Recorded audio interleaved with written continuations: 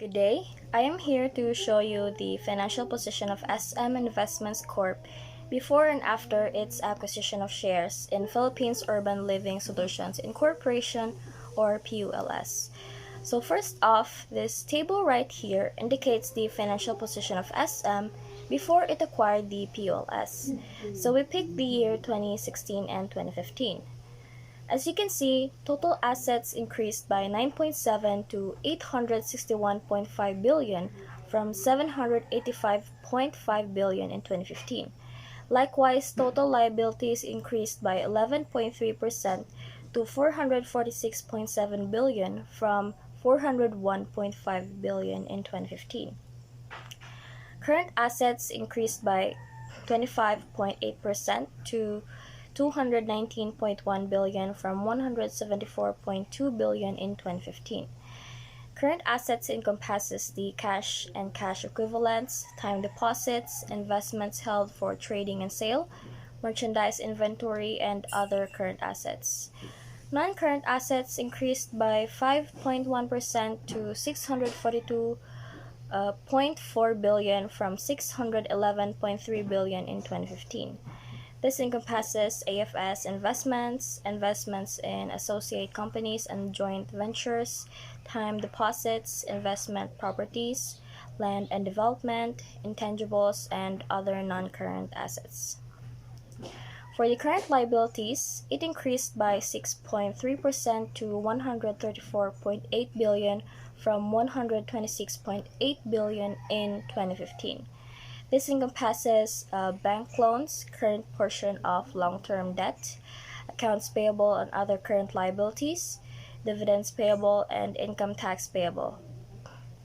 Non-current liabilities increased by 13.5% to 311.9 billion from 274.7 billion in 2015. This encompasses long-term debt, net of current portion, tenants' deposits, and others, and deferred tax liabilities. As for the equity, total equity increased by 8% to 414.8 billion from 384 billion in 2015.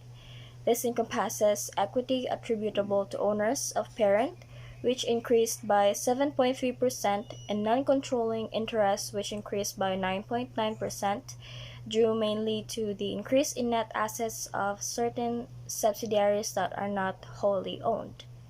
This table indicates the financial position of SM after it acquired the Philippines Urban Living Solutions. Total assets increased by 10.5% to 1,060.6 billion from 960.1 billion in 2017. Likewise, total liabilities increased by 12.3% to 568.3 billion from 506.3 billion in 2017.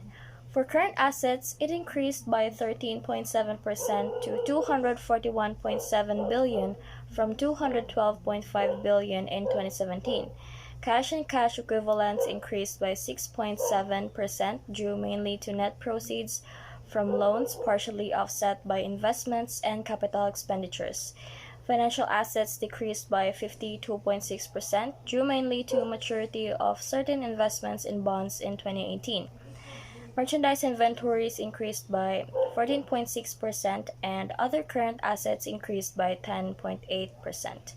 For non-current assets, it increased by 9.5% to 818.9 billion from 747.6 billion in 2017.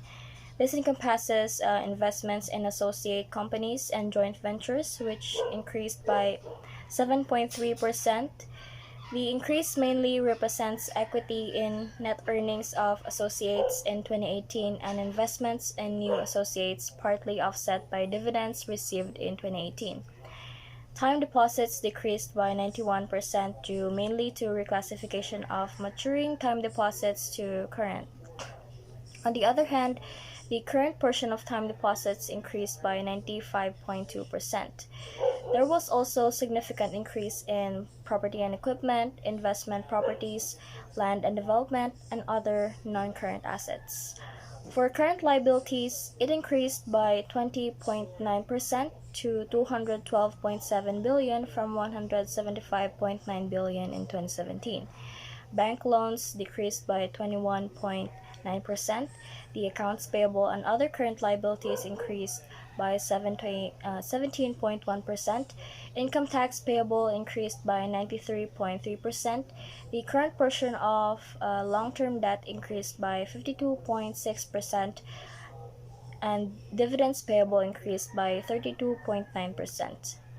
For non-current liabilities, it increased by 7.6% to 355.6 billion from 330.4 billion in 2017. The long-term debt, net of current portion, increased by 4.4% due mainly to new debt availments, partly offset by payments. The tenants' deposits and others increased by 38.4% due mainly to new malls and office buildings and increase in customers' deposits from residential buyers.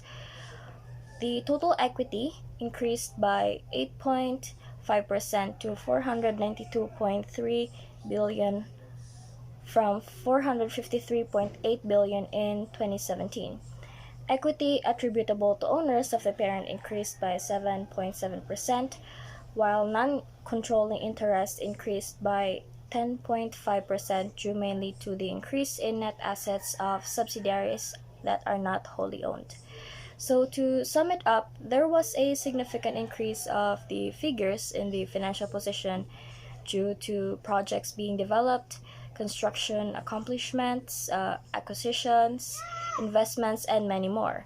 The SMIC is on track to continue to grow for its steady flow of income, strong returns on investments, and a cash balance that is growing.